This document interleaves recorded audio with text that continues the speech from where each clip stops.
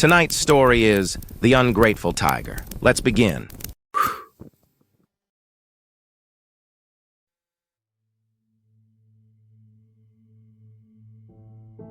The man was going to jump.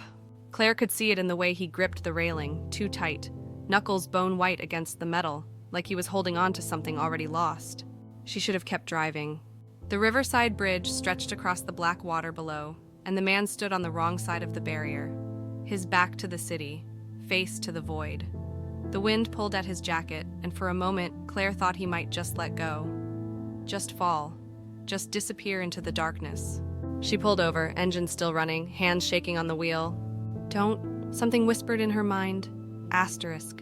Drive away, this isn't your problem. But she couldn't, God she couldn't. Claire got out of the car. Her footsteps echoed on the empty bridge. Each step closer felt heavier, like walking through water. The man didn't turn, didn't acknowledge her at all. "Hey," she said softly, "it's cold out here." No response, just the wind whistling through the cables overhead. A sound like distant screaming. "I'm Claire." She moved closer, careful, slow. "I was just driving home from work. I'm a doctor." That got his attention. He glanced over his shoulder. His face was pale in the streetlight, hollow-cheeked. But his eyes, there was something in his eyes that made her stomach twist. Too aware, too focused.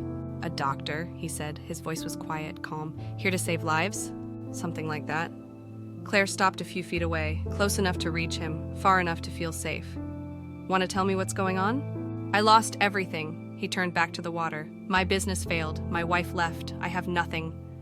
The words were right, the tone was right, but something underneath felt wrong, like a script being read, like lines rehearsed too many times.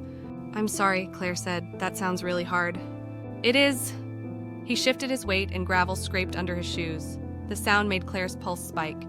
"Have you ever lost someone?" The question hit her like a fist. "Yes," she whispered. "Who?" "My fiancé 5 years ago." The words came out before she could stop them. He drove his car into a river. They found him 3 days later. The man was quiet for a long moment. When he spoke again, his voice was different, softer, almost gentle. "Did you see it coming?" "No." Claire's throat tightened. "Or maybe I did, and I didn't want to believe it." "Do you blame yourself?" Asterisk yes, asterisk sometimes. "Do you wish you could have saved him?" "Every single day." The man turned around then, fully, climbed back over the railing and stood in front of her. His eyes caught the streetlight, reflecting it back like mirrors, like something not quite human looking out from behind his face. "Then save me instead," he said. And Claire, broken and desperate and so goddamn stupid, said yes. That was 3 weeks ago. Now Claire stood in her apartment at 2:47 a.m., listening to the wrong kind of silence. The kind that pressed against her eardrums. The kind that felt like being underwater, drowning in air. She set her medical bag down carefully. Daniel would be sleeping. He needed rest. He'd been recovering well, but sleep still came hard for him. Asterisk recovering, asterisk, she thought. Asterisk, from what? From me saving him? The thought felt wrong, felt cruel. She pushed it away and moved through the dark living room. The bedroom door stood open just a crack. Blue light leaked out, phone screen glow. Claire could see it pulsing, irregular, like a heartbeat that skipped beats. She pushed the door open. "Hey, can't sleep?" Daniel sat up in her bed, which she hadn't slept in for 2 weeks. His face was underlit by the phone, casting strange shadows. For just a second, less than a blink, his expression was completely blank. Empty. Then he smiled, and it was Daniel again. Grateful Daniel, saved Daniel. "Bad dreams," he said. "Did I wake you?" "Just got home. Double shift." Claire sat on the edge of the bed, careful to keep space between them. They hadn't touched in days. Hadn't really talked either. Just surface conversations. Polite. Careful. Wrong. "Same dreams as before?" "No." Daniel set his phone down on the nightstand, face down, but the blue glow continued beneath it, seeping out around the edges, pulsing. Different ones now. Claire watched that light. It looked wrong, too blue, too bright, like radiation, like poison. "Want to talk about it?"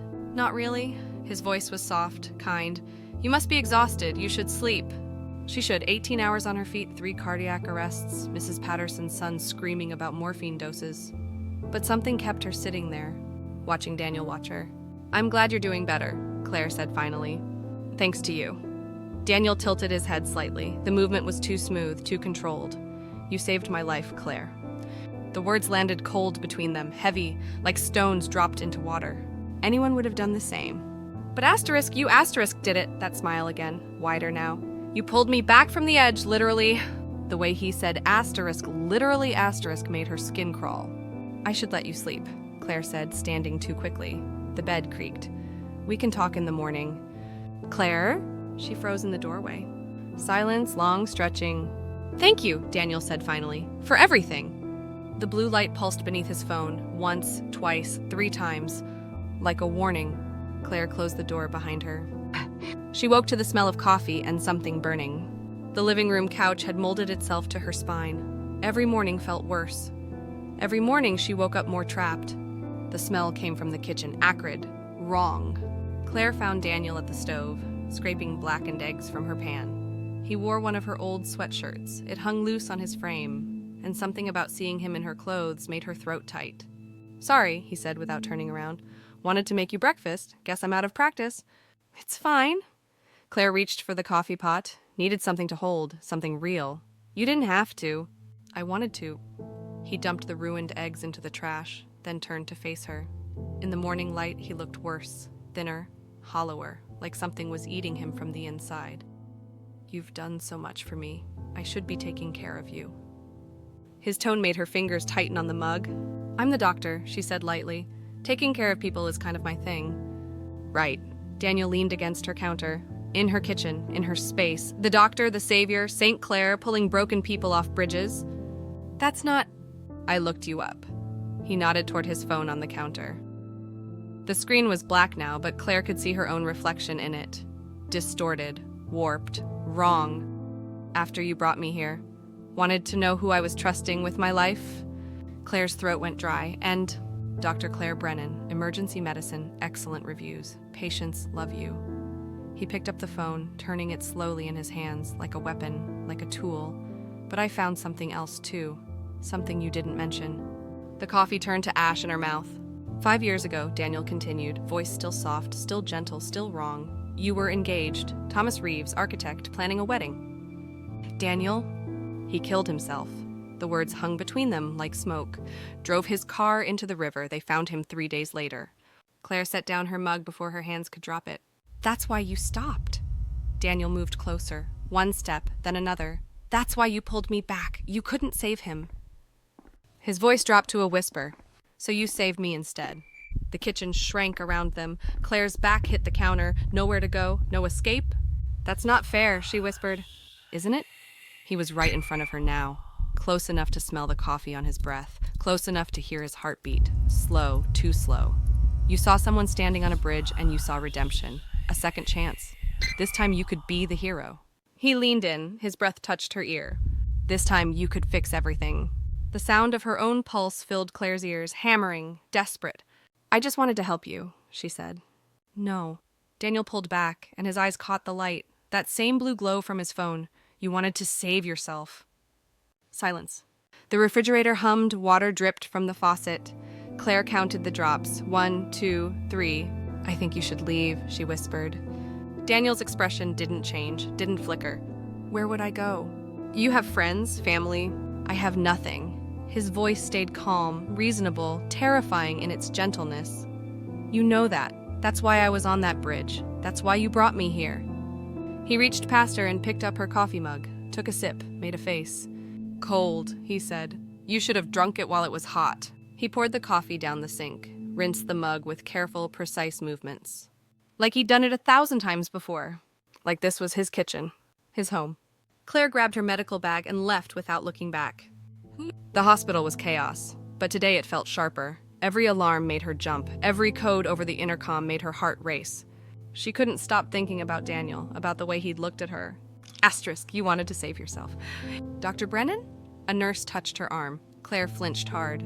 Sorry, didn't mean to startle you, but we need you in 3. Possible overdose. The patient was young, 22, Marcus Chen, found unconscious by his roommate. Vitals stable, the nurse reported, but he's not waking up. Claire examined him, pupils reactive, breathing steady, but something was wrong. She could feel it in her bones. Get me a talk screen, she ordered, and call psych. Asterisk. If he wakes up, whispered a voice in her mind. Asterisk. What if you can't save this one either? Marcus woke 3 hours later, groggy, confused, but alive. The talk screen came back clean. No drugs, no alcohol, just exhaustion, 3 jobs, no sleep, 4 days straight. You need to take care of yourself, Claire told him gently. Marcus looked at her with hollow eyes. What's the point? The question hit like a physical blow. The point is you're alive, she said. That matters. Does it? He turned his face away. I'm drowning in debt, lost my girlfriend, my family won't talk to me, every day is just more of the same. Claire thought about Daniel, about Thomas, about all the broken people. It matters, she said, but her voice sounded hollow even to herself. When she left the exam room, Claire found a text on her phone. A no number. Asterisk. Having a good day. I'm making dinner. See you at home. D asterisk. Asterisk home. Asterisk. Like he lived there. Like it was his. Like she'd given him permission to take everything from her. Claire deleted the message and went back to work. Days blurred together. Daniel was always there. In her apartment, in her space, in her head. Small things disappeared. A photo of Thomas, her spare key. A bottle of prescription sleep aids. Furniture moved, just slightly, just enough to make her question herself. Did you move the couch? She asked one night. Daniel looked up from his phone, that eternal blue glow. No, why? Never mind. But it asterisk was asterisk different. She knew it was. One night, Claire woke on the couch to find Daniel standing over her in the dark, just standing there, watching her sleep. What are you doing? She asked, voice cracking. Couldn't sleep. He didn't move. Didn't blink. I like watching you breathe. It reminds me I'm alive. The words should have been sweet. They weren't. Please go back to bed, Claire whispered. Daniel smiled. In the darkness, his teeth looked too white, too sharp. Of course. He turned and walked away. His footsteps made no sound. Claire lay awake until sunrise, listening to the silence. It was Dr. Sarah Kim who noticed first. You okay? Sarah asked in the break room. You seem off. I'm fine, Claire said automatically. You're not sleeping, you're jumpy, and you're making mistakes. Sarah's voice softened. That's not like you. I said I'm fine. Is it about Thomas? The anniversary is coming up. It's not about Thomas. The words came out harsh, sharp. Claire took a breath. I'm sorry, I'm just tired. Claire? Sarah sat down across from her. What's going on? And Claire wanted to tell her, wanted to explain about Daniel and the bridge and the way her apartment felt wrong now. The way she felt wrong. But the words wouldn't come. There's a man staying with me, she said finally. Someone I helped. He's taking up a lot of space. Then ask him to leave. I can't. Why not? Because... Claire's voice dropped to a whisper. Because I saved him. That makes me responsible. Sarah was quiet for a long moment. That's not how it works, isn't it? Claire, listen to me. Sarah leaned forward. Helping someone doesn't mean you owe them your whole life. It doesn't mean they get to take everything from you. But that's exactly what it meant. Claire knew it now. She'd pulled Daniel back from the edge, and now he was pulling her down with him. That night, Claire came home to find her apartment rearranged. The furniture was all wrong. Pictures moved, books reorganized, everything shifted just enough to be noticeable, just enough to make her question her own sanity. Daniel sat on the couch, her couch, in her asterisk living room watching TV. What did you do? Claire asked. Made some changes. He gestured around. It flows better now, don't you think? This is my apartment. I know, he smiled. I'm just trying to make it feel more like home. It was asterisk home. Before you... She stopped, breathed. Please, put it back. No.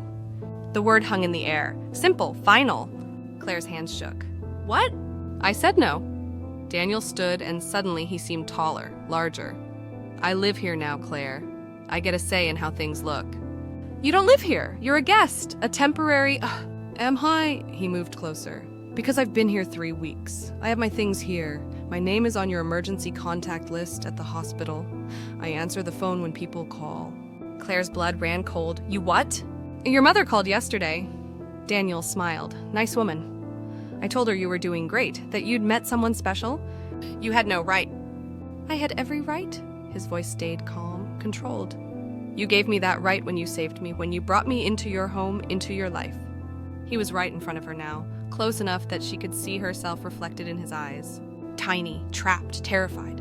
You made yourself responsible for me, Daniel said softly. Now you get to live with the consequences. Claire tried to speak, couldn't. Her throat closed, locked. I'm going to bed, Daniel said. Our bed. You can keep the couch. You seem to prefer it anyway.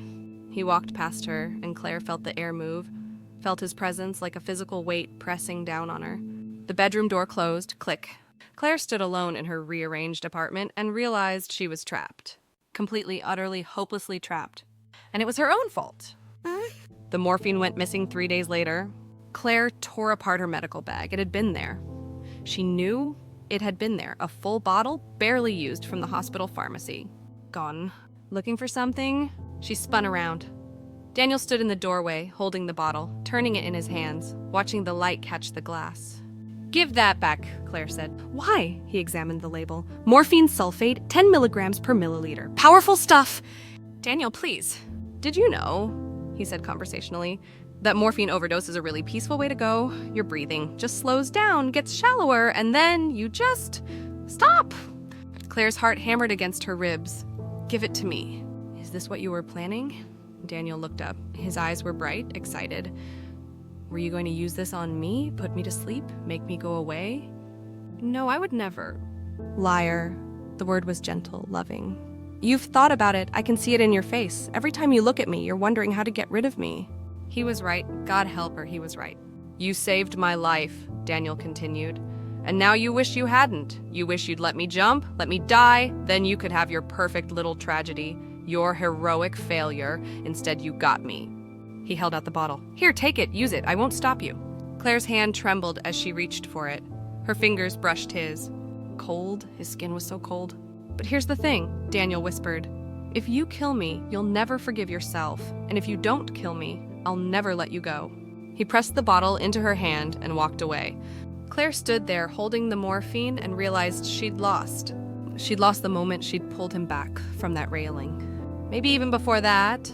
The breaking point came 4 days later. Claire woke in the middle of the night to find Daniel's hand on her throat. Not squeezing, just resting there, his palm warm against her pulse. She froze, didn't breathe, didn't move.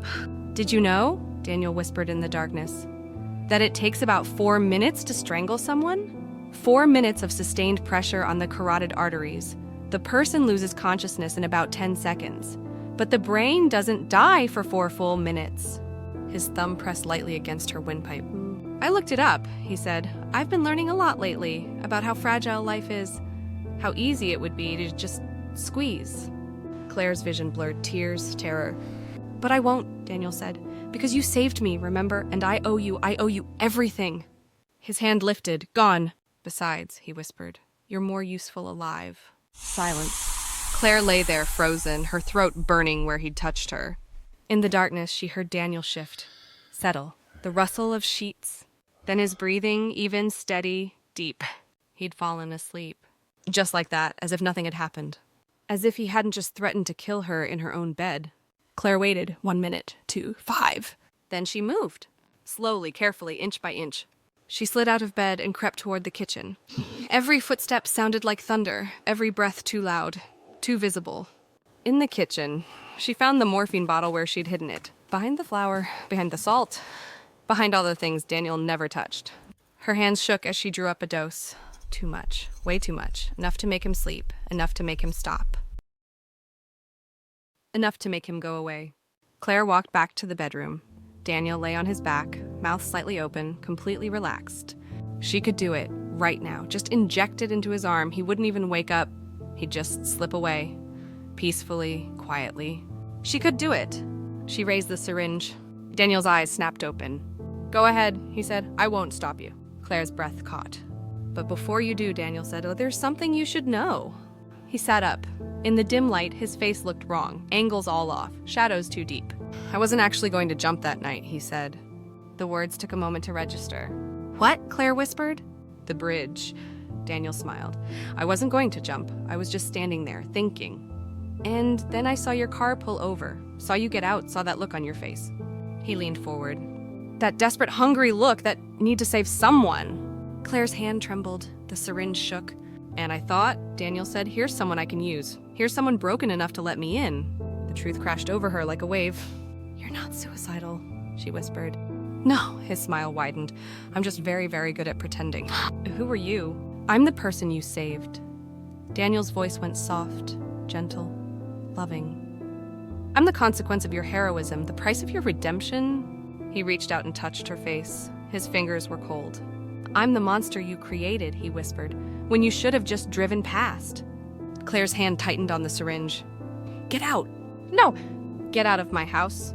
Make me... Daniel's eyes glittered. Go ahead, use that morphine. Kill me. Prove you're just as broken as I am. Her finger hovered over the plunger. One push, that's all it would take. One push, and this nightmare would be over. But if she did it, if she killed him, then he was right. She was broken. She was the monster. Claire lowered the syringe. I'll call the police. And tell them what? Daniel laughed. That the man you saved is making you uncomfortable? That you regret being a good Samaritan? They'll think you're crazy. He was right. God, he was right. Or, Daniel continued, you could just accept it. Accept that this is your life now. Accept that you're stuck with me. Forever? Forever. He reached out and took the syringe from her hand. So gentle, so careful. Because that's what happens when you save someone. Claire, you're responsible for them. For the rest of your life. He set the syringe on the nightstand next to his phone. That blue glow pulsing, waiting. Now come back to bed, Daniel said. It's late. You have work tomorrow. Claire stood frozen, mind racing, heart hammering. Then she turned and ran. Out of the bedroom, through the living room, grabbed her keys, her phone, nothing else. Nothing else mattered. She burst out of the apartment and didn't look back. Claire drove until she couldn't see straight, until the city lights faded behind her, and the road stretched dark and empty ahead. She ended up at the Riverside Bridge, where it all began, where she'd made the worst mistake of her life. The bridge was empty, silent. Just her and the wind and the dark water far below. Claire parked, got out, walked to the railing. The same railing where she'd found Daniel, where she'd pulled him back, where she'd saved him. Asterisk. What a joke. Claire climbed over the railing. It was easy, easier than she'd expected. The metal cold under her hands, the wind pulling at her hair. She looked down at the water. From here, it looked soft, peaceful, like falling into darkness would be a relief. Asterisk, you wanted to save yourself. But she hadn't. She'd just created a monster, invited him into her home, into her life, given him everything. Claire closed her eyes, let go of the railing with one hand. The wind pushed her forward. For a moment, she felt weightless. Excuse me? Claire's eyes snapped open. A woman stood on the bridge, young, maybe 25, wearing scrubs, phone in hand, face pale with fear. Please, the woman said. Don't. Whatever you're going through, it's not worth it. Claire looked at her, really looked. And she saw herself, 3 weeks ago, full of hope, full of purpose, ready to save someone. You don't understand, Claire said. Then help me understand. The woman moved closer, one careful step. Talk to me, please. Claire saw it in her eyes. That desperate need, that hunger to help, to save, to be the hero. Don't, Claire said. Don't do what I did. What? If I let you save me, Claire said, I'll destroy you. That's what broken people do. We pull others down with us. That's not true, the woman said. People can be helped. People can heal. Can they? Claire's voice cracked. Or do we just pass the pain along, one person to the next, forever? The woman moved closer, hand outstretched. Let me help you, please. I'm Sarah. I'm a nurse. Claire looked at that hand, looked at the water below, looked at her own reflection in the bridge lights. She saw Daniel's face instead. No, Claire said. She pulled herself back over the railing. Sarah rushed forward, relief flooding her face. Thank God, you made the right choice. Let me call someone. Don't, Claire said. Don't call anyone. Don't follow me. Don't try to save me.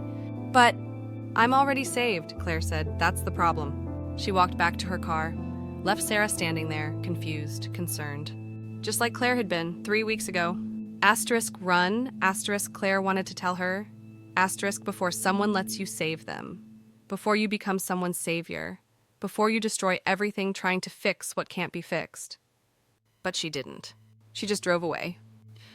Claire returned to her apartment at dawn. The door was unlocked. She'd left it open when she'd run. Inside, everything was quiet, still wrong. Daniel lay on the couch, eyes closed, breathing shallow. The morphine bottle sat on the coffee table, empty. Claire's heart stopped. She rushed over, checked his pulse, weak but steady. Checked his pupils, responsive but sluggish. He'd done it. He'd injected himself. Everything left in the bottle. No, Claire whispered. No.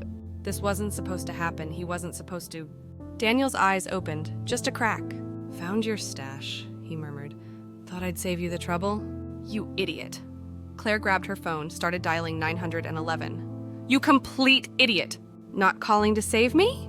His voice was slurred, fading. Thought you'd be happy. Thought this is what you wanted. Shut up.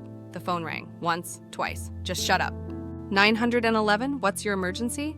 I need an ambulance, Claire said. Her voice was steady, professional, completely calm. I have a morphine overdose. Male, 30s, unresponsive but breathing. She gave them the address. How much did he take? The operator asked. I don't know. The lie came easily. I just found him like this. Daniel's hand found hers, squeezed weakly. You're really going to save me again? He whispered. After everything? Claire looked down at him, this man who'd tormented her, terrorized her, taken everything from her. This man she should have let jump. Yes, she said. Because that's who she was, that's what she did. She saved people, even when she shouldn't, even when they didn't deserve it. Even when it destroyed her. The ambulance arrived 8 minutes later. Claire let them in, showed them Daniel, gave them the empty bottle. They loaded him onto a stretcher. His eyes fluttered open as they lifted him. You're leaving, he said, barely a whisper. Yes. I'll find you. I know. The paramedics wheeled him out, lights flashing blue against the darkness.